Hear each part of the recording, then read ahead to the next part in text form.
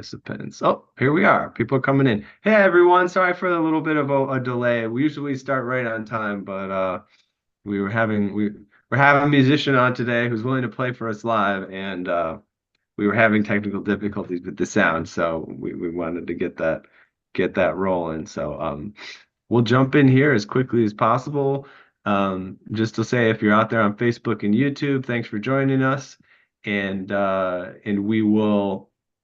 we may cut out here at some point or not, but if we do, sometimes we do it intentionally about 15 minutes in, just to encourage you to jump in on the live Zoom call, which you can do. We'll add a link in the chat which tells you how to do, which when you click it, you can join the call. So look out for that if you want to join the Zoom call. We'll put that link in the chat now, and also if we do stop the stream, we'll put that in right beforehand so that you know how to join us. And I will introduce our program here so you know what you're at and where you're doing today, and then we'll roll in and introduce our guest for today. This program is Piano Tech Radio Hour, and we gather here every Saturday to meet with and learn from the most fascinating and knowledgeable folks in the piano world. This includes manufacturers, rebuilders, musicians, makers of other instruments, and of course, piano techs. Our mutual goal is to become better at our craft, to help each other, and to create an ever more musical world together. Piano Tech Radio Hour is brought to you by Piano Technicians Masterclasses.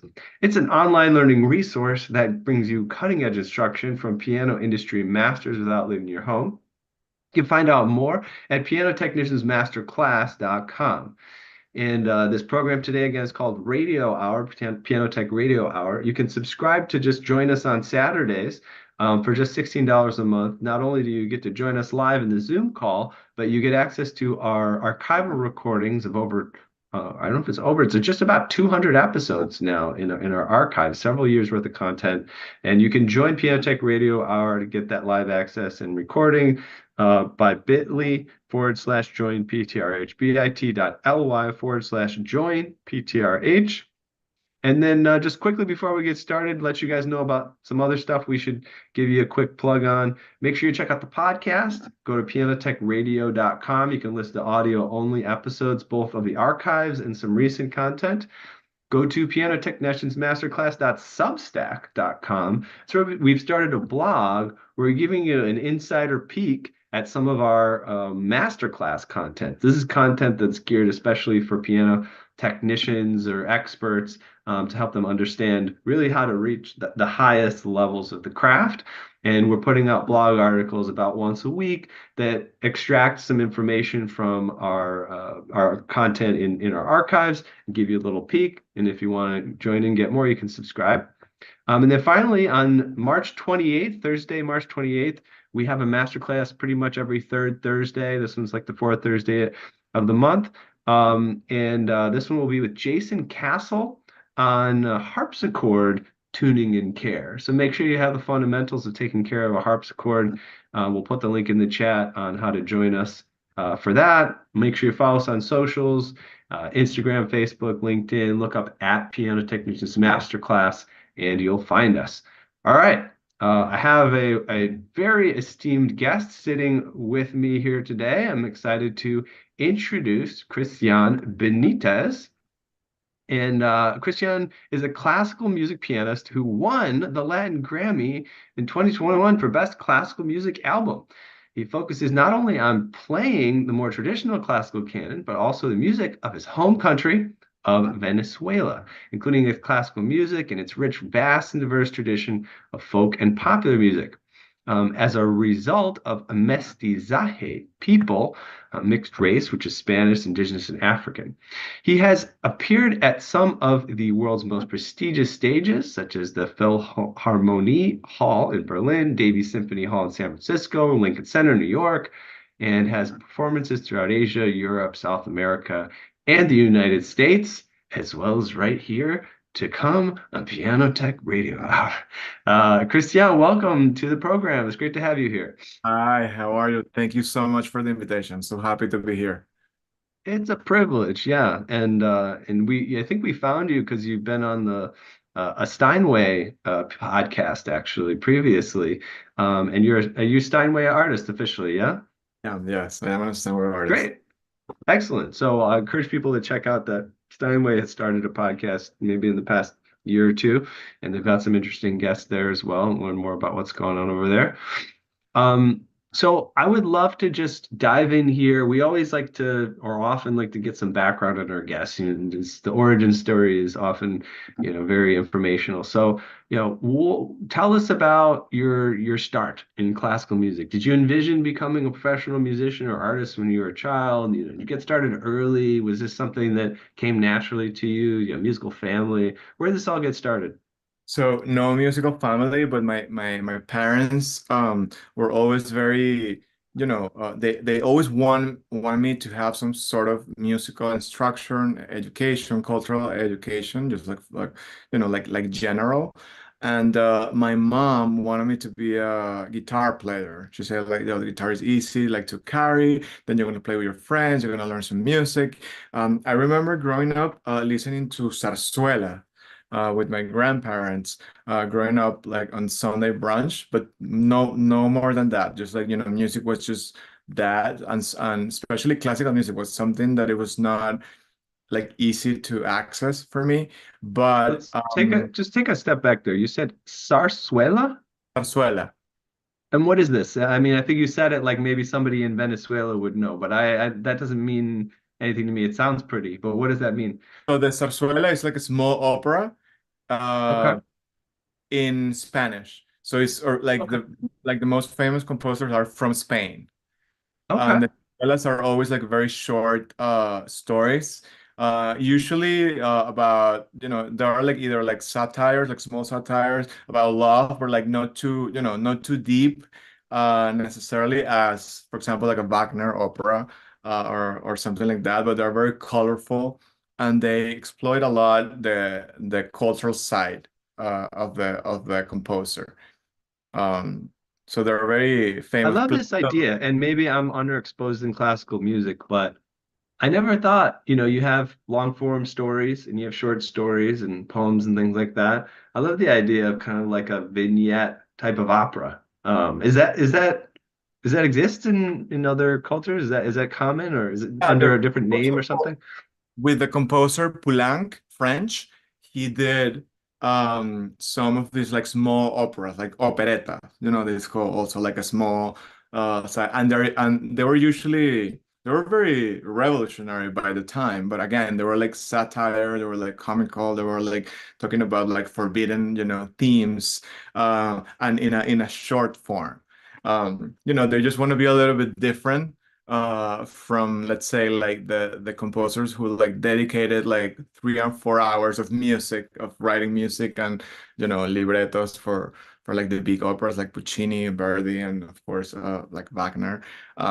But they are amazing. They're like pieces, like they're beautiful jewels. And the zarzuela specifically is all in Spanish, so it's like it's very colorful. It's fun. It's easy to listen to. It's very approachable to audiences.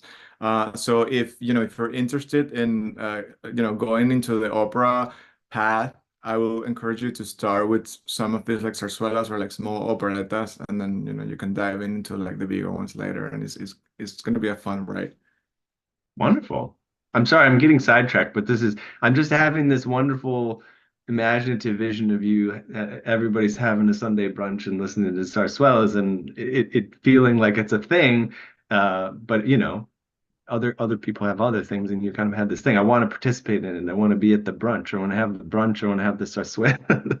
They play them off of records, or was it something that was on the Yeah, radio at the time, or LPs, like LP, LPs? Okay, wow, that's awesome. the All best right, sound. continue. Sorry. Okay, continue. Sorry. And Yeah. I think, I got like inspiration for that. My mom, as I told you, she wanted me to be a guitar player. We went to this music school in Caracas, in my hometown. And then the principal of the school told me that I had to choose the instrument. And I was 4 years old. So my mom was like immediately saying, no, he's going to play guitar.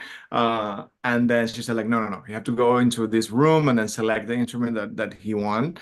And then I saw big, grand black piano, a Stanway it was actually. And I think it was just, it was like this small. And then I saw like the bigger, the biggest instrument in the room, and I said like, I want to play that one. Um, my mom, of course, was horrified because she said, like, "Oh my God, I don't want to buy a piano now. It was supposed to be a guitar."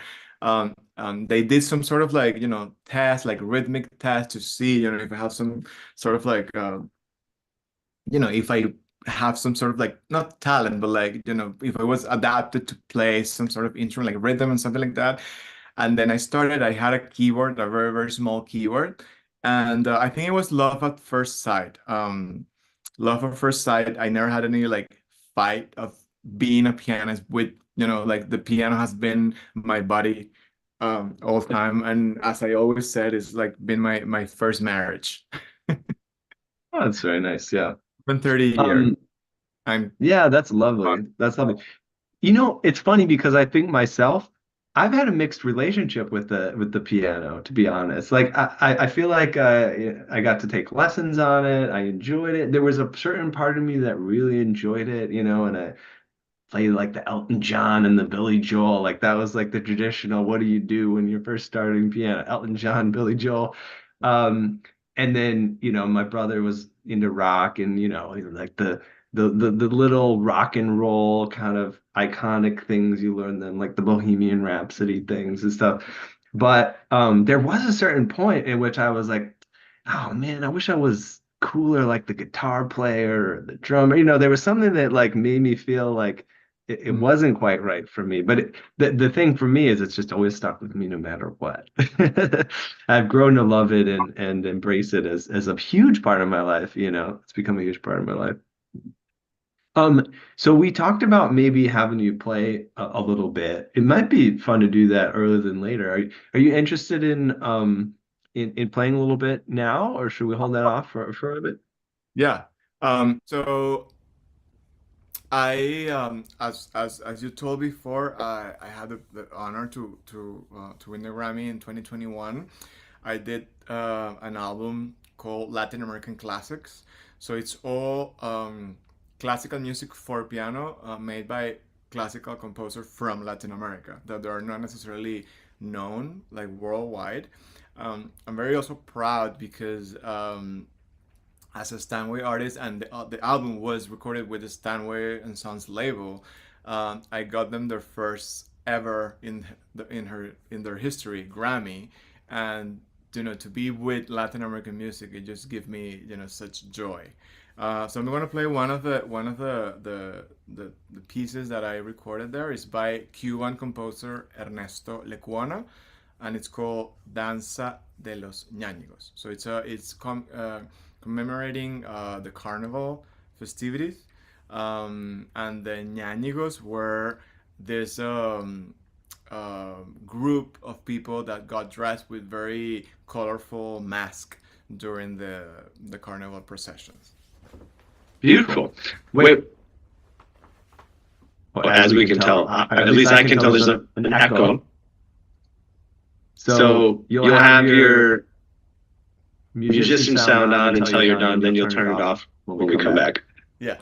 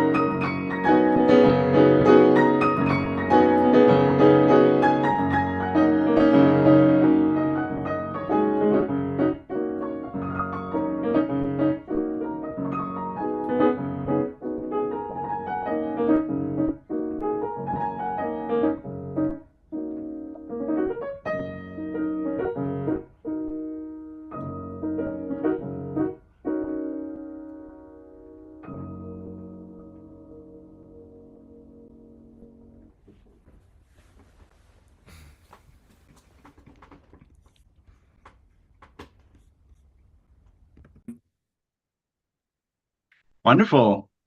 Thank Thank you you. so much. That was a pleasure.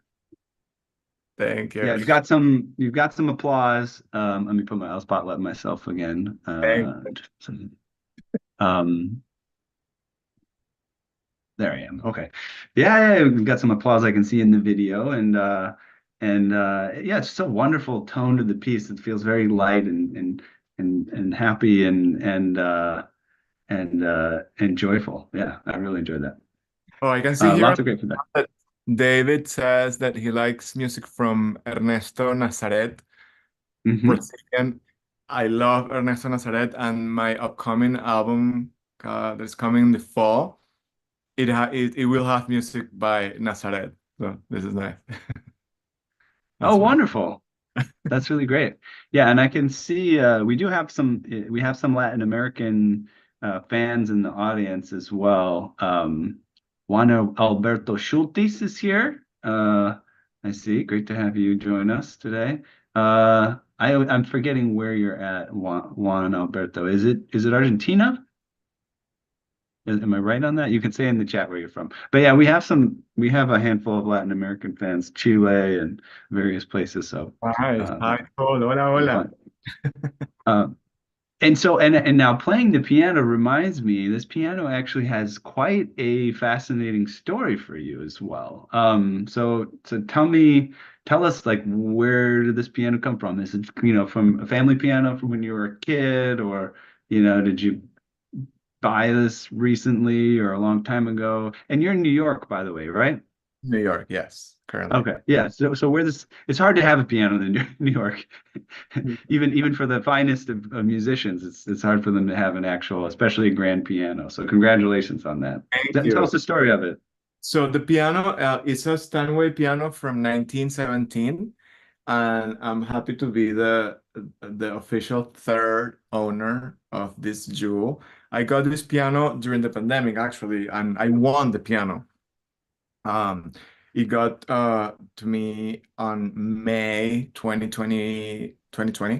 Um, and it was just, for me, it was a surprise. It was a miracle. I slept under the piano for 3 days in a row. This piano belonged to a Moroccan uh, guy here in New York that he lived here for so long. He was the one that brought the Volkswagen brand into the United States, and then he developed like a real estate business here in the city. But he was his two passions were tennis and piano. So he had a different piano uh, in all of his like assets, like personal assets, and this was the piano that was in his apartment.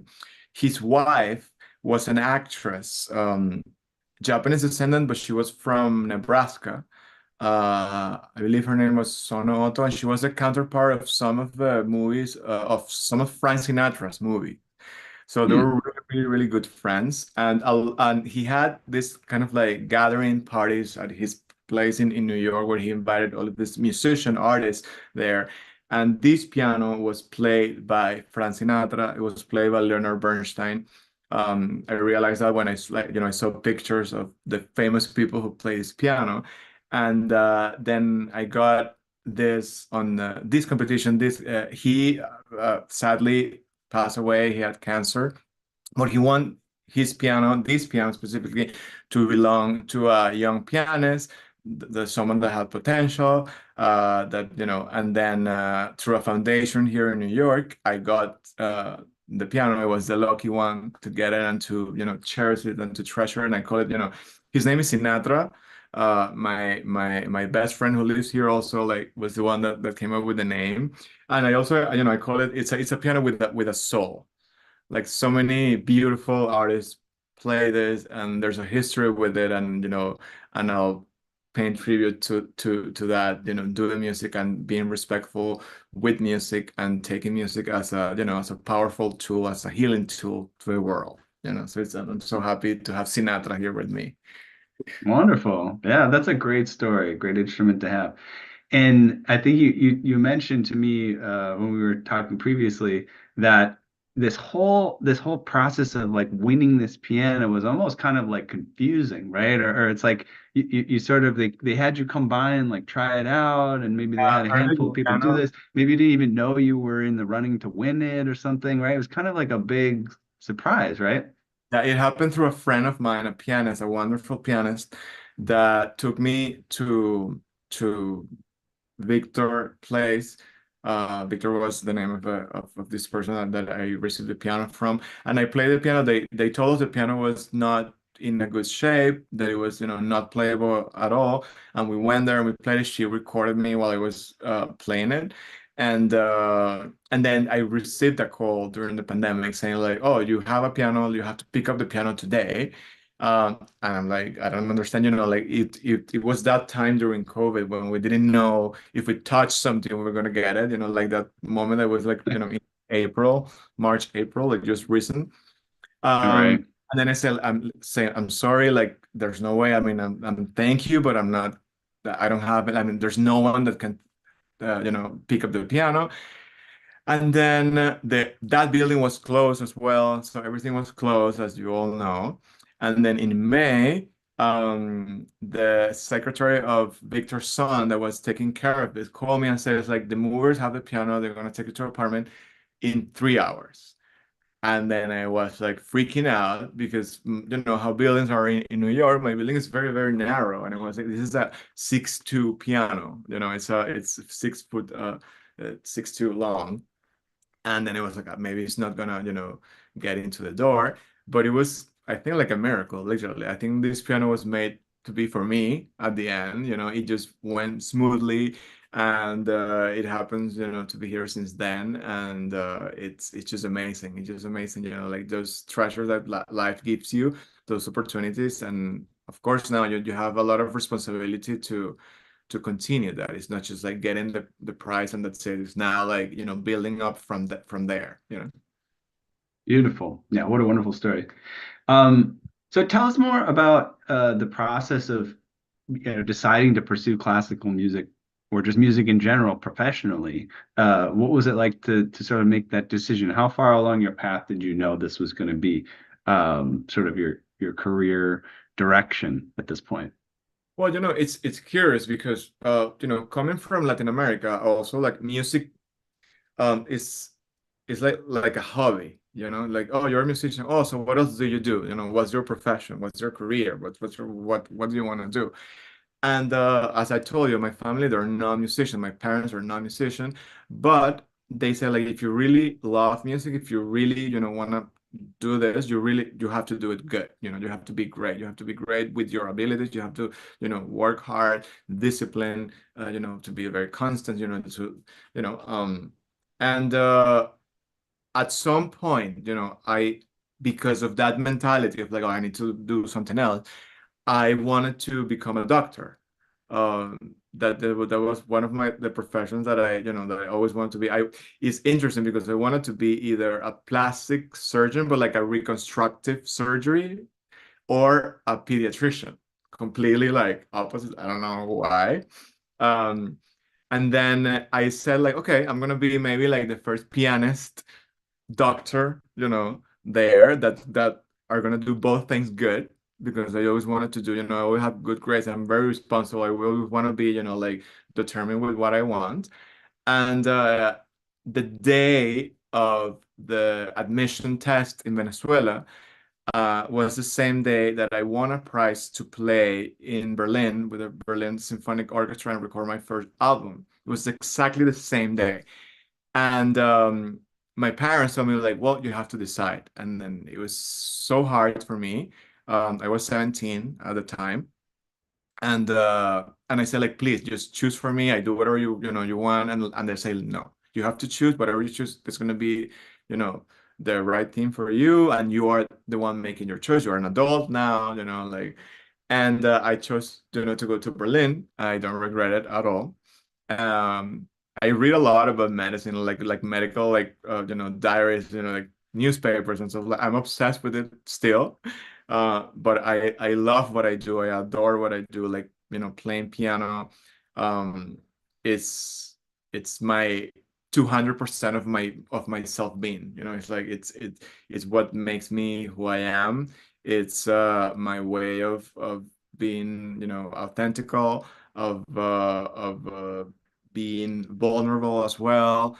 Um, and music in general. I started with classical music, and I adore classical music, and I think I will be doing classical music all my life. But just music in general, it just has a special power. Whatever path you take, um, there are a lot of things to discover about the world of music and about yourself as well through music. That's wonderful. I have to address the elephant in the room here, which is actually a cat that seems to be wanting to share the stage with me. Yeah. And the piano technicians here will find this interesting. This is the shop cat in Dean Rayburn's piano shop. Dean is someone who makes piano actions in Michigan, but he makes some of the best piano actions in the world. If you ever need a piano action, but we just did a little master class with him. He has these cats to keep the mice out of the shop. They said, oh, this one's gonna get friendly. Yeah, trying to take over the show. Um, but yes, that's really wonderful, and that you can have that much of a connection with what you're doing, and also just appreciate the choice that you made. Because that doesn't always happen. When you make those big decisions, you might say, "Oh, listen, I have to turn back and do something else." I'm And luckily, it's think I'm fortunate. I feel like I'm lucky because it's not easy, as you all know, like any career, it's not easy. But I'm lucky because I feel that, if I ever have, even like in the worst moment or like the most difficult moment, like music has been there for me, like to cure me, in some way, or to just give me some sort of like patience. It's like, so it's been healing for me. So I never mm, had like a fight with it. I understand like mm, the industry and there are injustices in everything, not only in music, in a lot of different, like fields. But music for me has been a healing tool for sure, for sure. that's wonderful.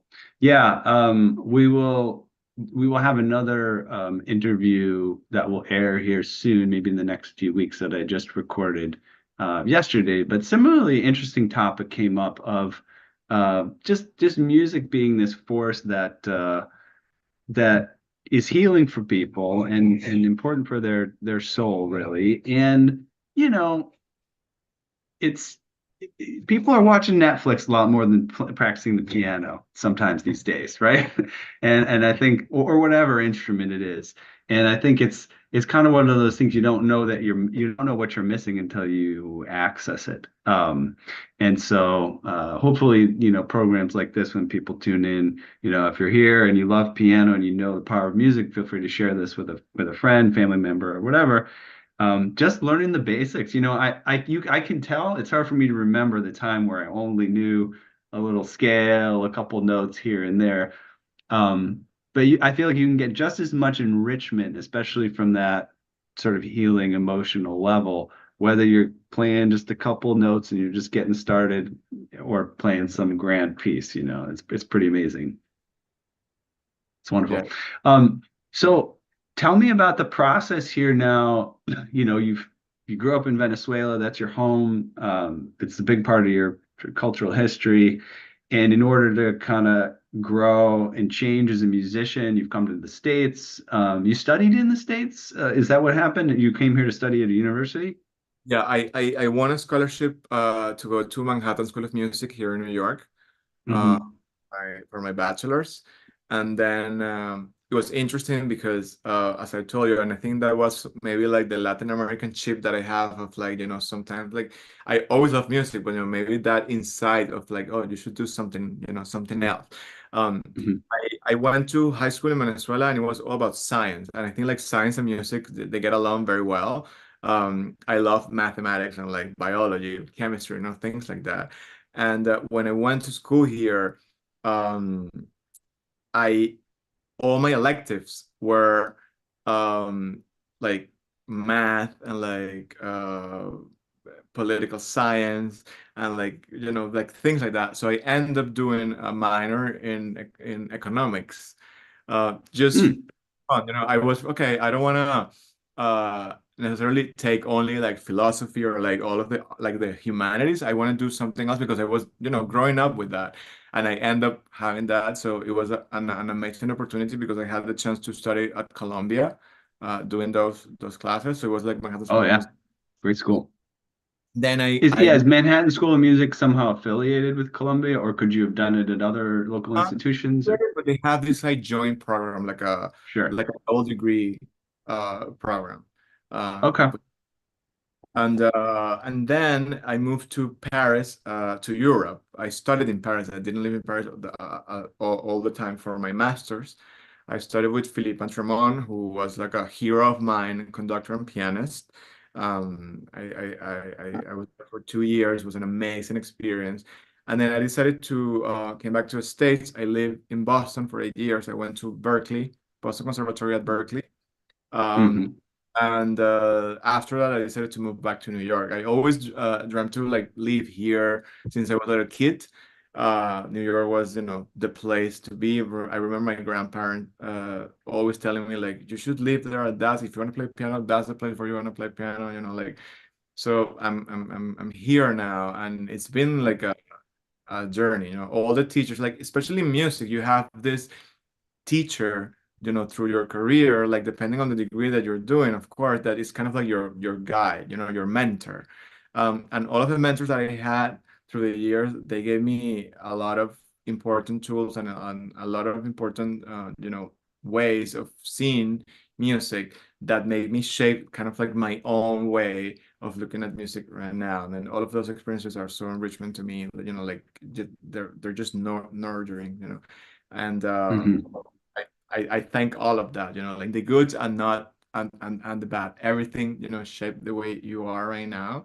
And and for me, again, I'm lucky, to be able to travel to different countries and learn from different cultures.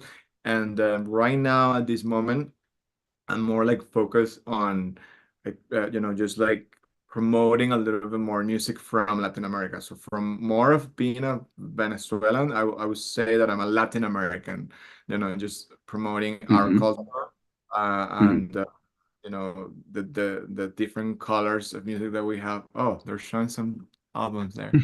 David's sharing some CDs. What are we looking at there, David? Let's take a look here.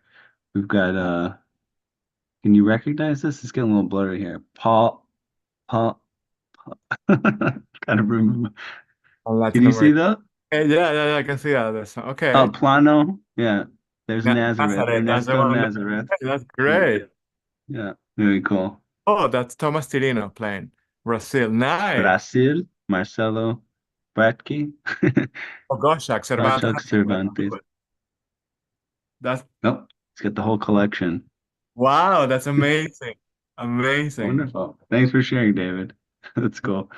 Um, uh, so now you've got a playlist. If you haven't explored Latin music, David just gave you a playlist.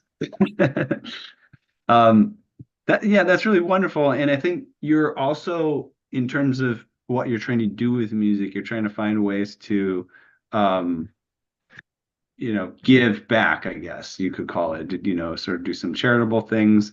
What kind of stuff have you been involved in there, and how's it evolving?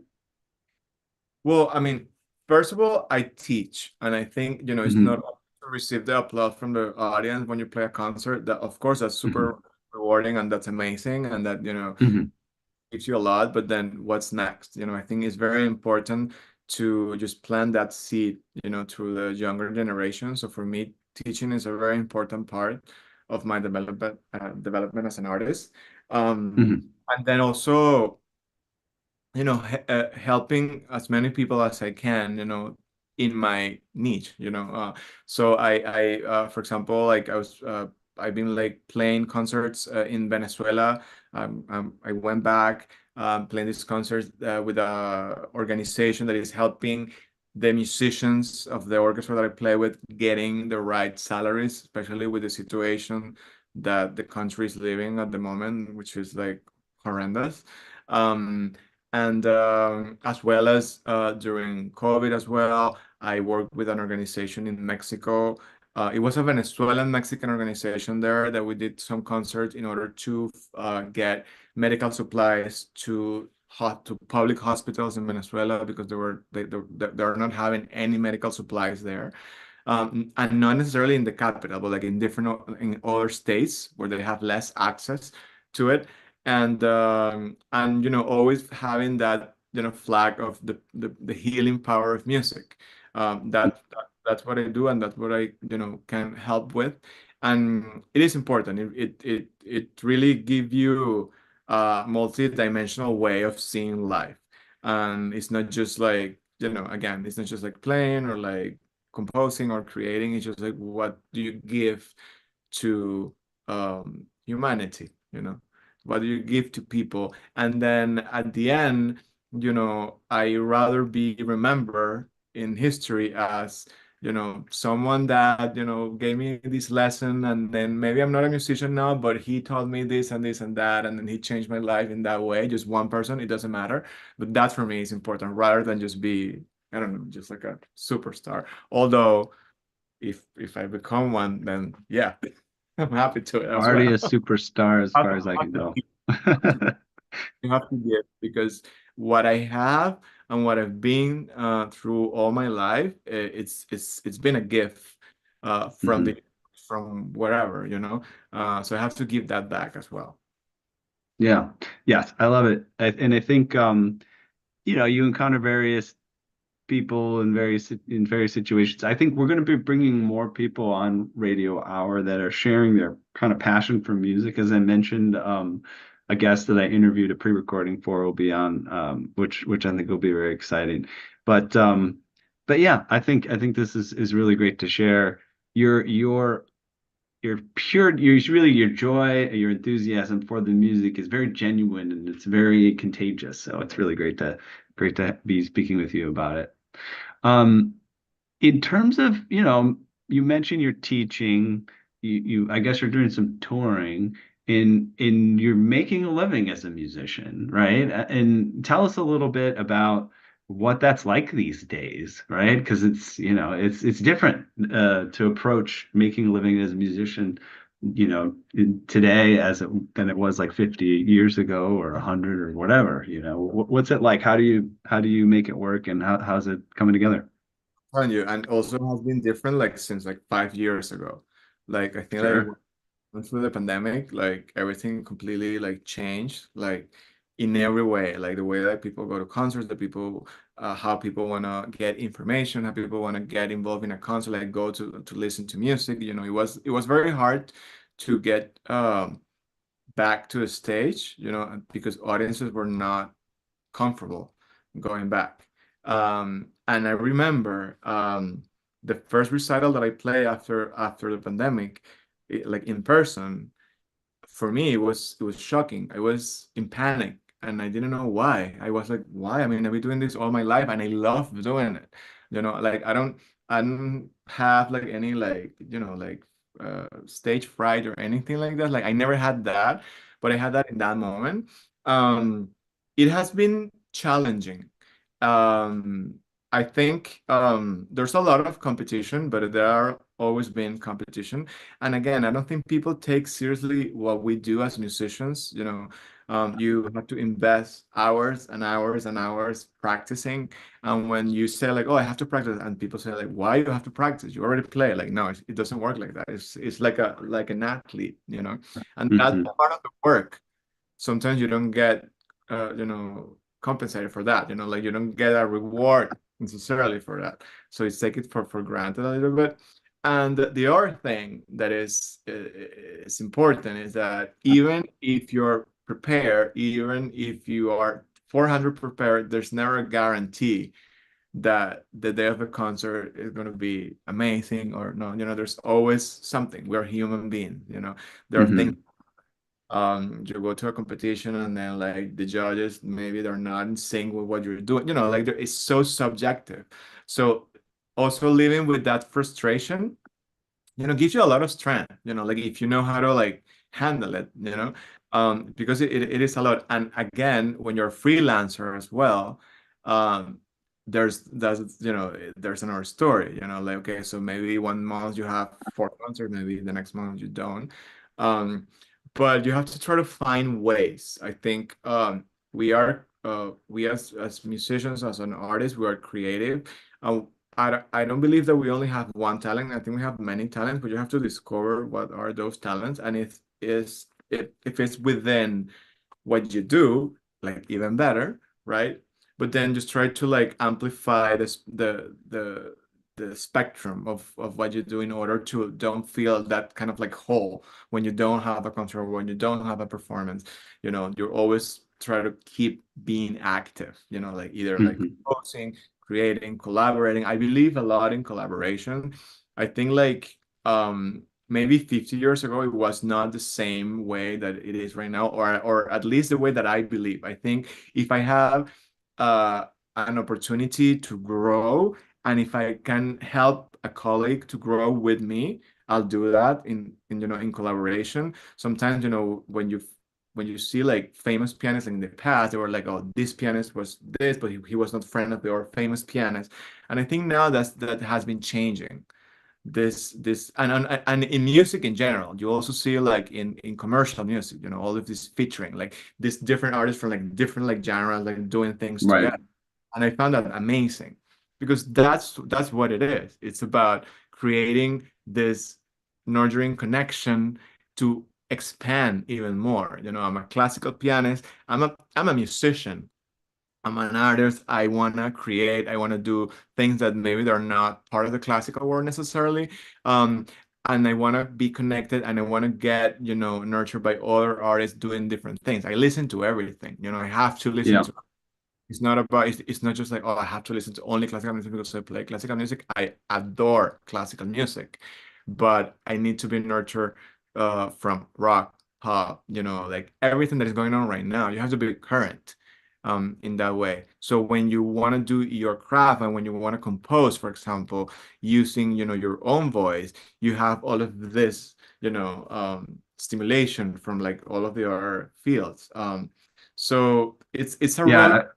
motion, But I Yeah. guess the best way to say is like to just being, keep active and have faith and just keep going. Keep going. Yeah. Yeah, I appreciate what you were saying about, collaborations.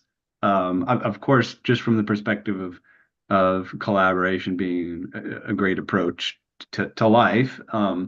But also as you mentioned all these different genres that you have a connection with, and I remember realizing, when at least for me, when I was like a kid in high school, it was there were these different genres, and oh, did you play classical? Did you? But I remember being a jazz musician, and there being a thing where it's like there's the classical musicians, there's the jazz musicians, and they do their thing, which is better? And there was this whole thing that would happen. I think that's fading away, just generally. But I realized as a musician, these genres that I became to identify as a listener, rock or pop or jazz, when you start making music, especially, and it starts coming out and you don't even know what to call it, you realize that the genres are really only there for the listeners to just help add some order to it so they can find things that they like. But the musicians generally are just expressing themselves,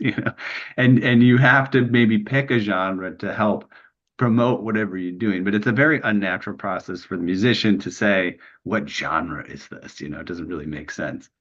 And like, and if you like, for example, like if you start in classical music and then you decide that you want to go to a different path, and then people say like, what happened? It's okay. Like it's part of the process. That doesn't mean that they are, like your classical part is not going to be there anymore.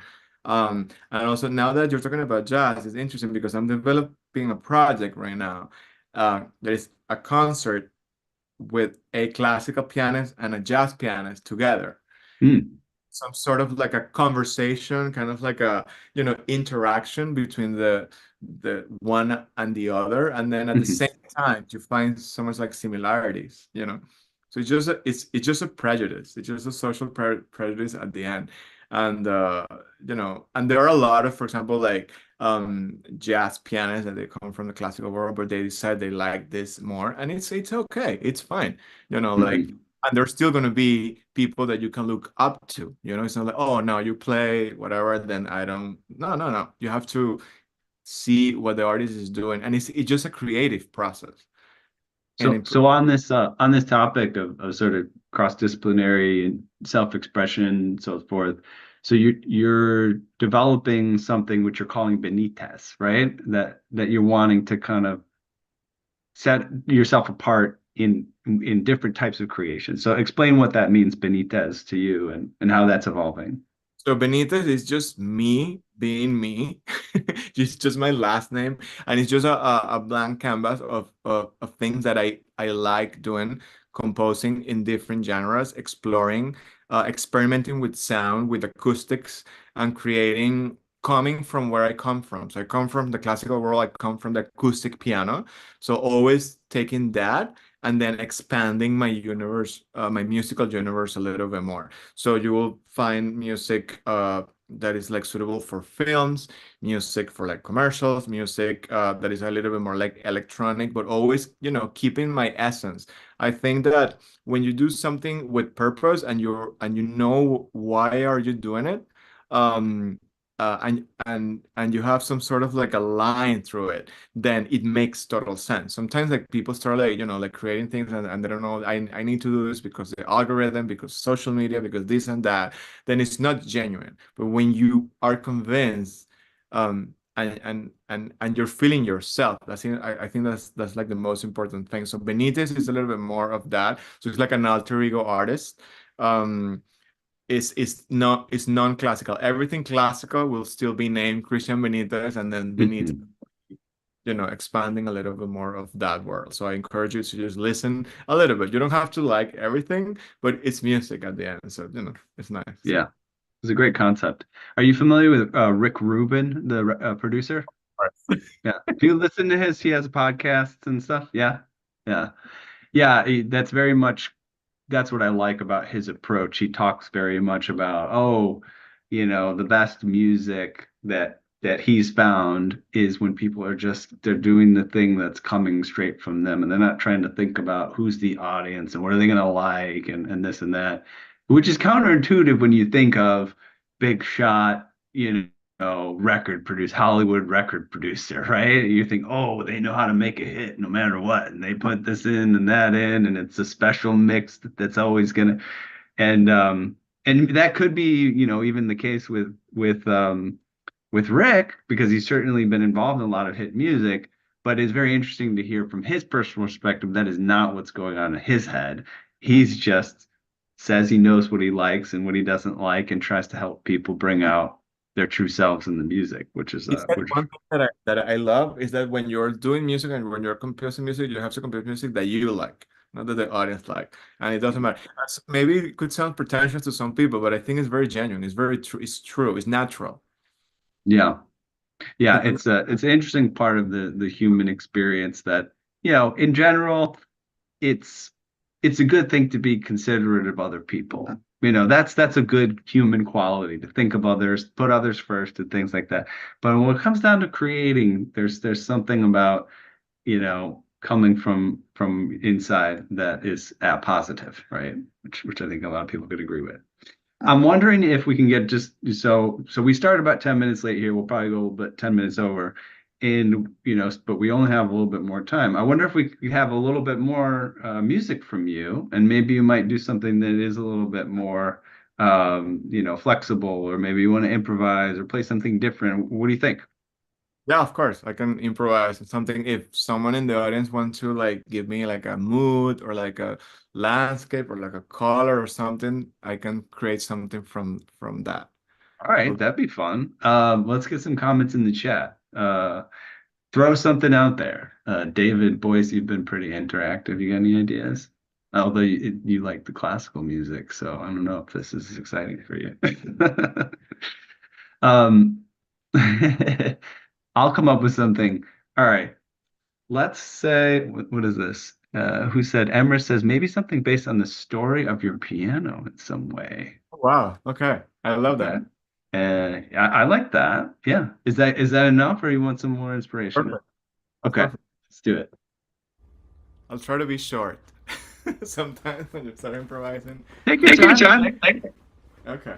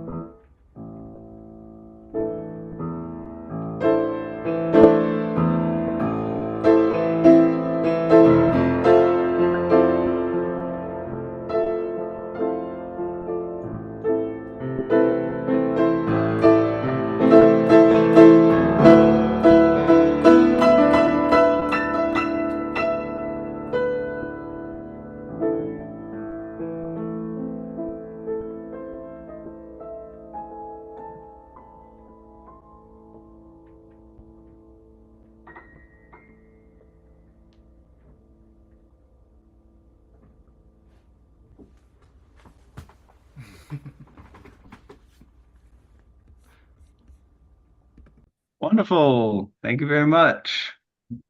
Got lots of digital applause out there from the peanut gallery. Wonderful. Yeah, let me re-spotlight myself so I can participate in the conversation again. Um, that was beautiful. And I love that we have an original piece here on recording from you. So and it's about your magical piano, which is especially a privilege as well. And with a soul. Were you imagining any moments of sleeping under it during your performance there, or was that not part of the story that you were conveying?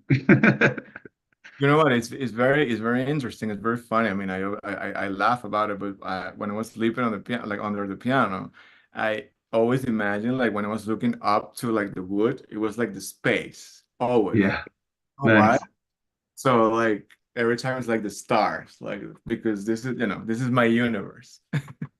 Wonderful. Well, you have to see I think it was last week, our Piano Tech Radio Hour was a piano technician who decided that he wanted to study the stars. And so he went back to school and he got a degree in astrophysics and almost the entire, well, about I would say about two-thirds of the show last week was looking at pictures of the stars, and then we had about one-third of it looking at a piano. So you might you might enjoy that. Perfect match. Yeah. Uh, Wonderful stuff. Well, we should probably begin to wrap up. The hour flew by, and we got a lot of great stuff from you. I'm looking at my notes here, see if there's anything else just to jump out. But are there any last things that you want to highlight or comments you want to make? Of course, we want to let people know, where to go to follow you and find out more and see what's coming next. What do you Yeah. got for us? I encourage everybody to listen to my albums like on every streaming platform. Kristhyan Benitez is there. Also, if you're gonna be a little bit, more exotic, you can go and see Benitez. The Instagram for Benitez is Benitez Sounds, and my personal Instagram is Kristhyan Kristhyan. A little bit tricky to spell, but it's doable. They're always they're I mean, I'm always, posting things on social media, just like improvisations or pieces that I'm working on right now.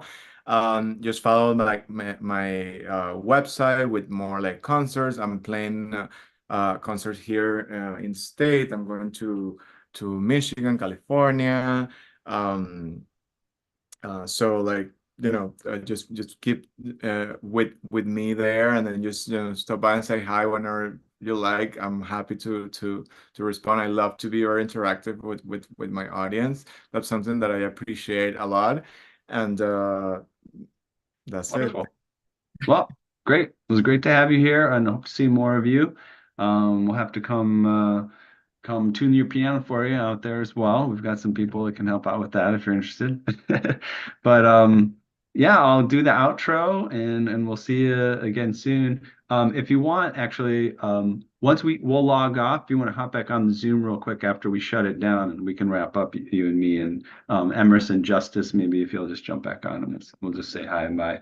But I will do the outro here. We have reached the end of another musical journey here at Piano Tech Radio Hour. Thanks so much again to Kristhyan Benitez and our audience for joining us today. As always, we're brought to you by Piano Technicians Masterclasses, cutting-edge instruction from piano industry masters without leaving your home. If you joined us today for just this one session, you can make your life more convenient. You could subscribe to Piano Tech Radio Hour at $16 a month. You get the recording of today's session in our member area, as well as automatic registration for each week's new session. You can sign up for Piano Tech Radio Hour at bit.ly/join PTRH. That's bit.ly/join PTRH. And then, as we mentioned up front, make sure to check out our social medias at Piano Technicians Masterclass, LinkedIn, Instagram, Facebook. Go to pianotechradio.com for the podcast. Check out our Substack and find some articles on technical stuff for piano technicians. And tune into our next masterclass on the 28th with Jason Castle on harpsichord technicianing. It's going to be a good one. All right, everyone. We'll catch you later. See you on the flip side. Thanks for your patience in the start.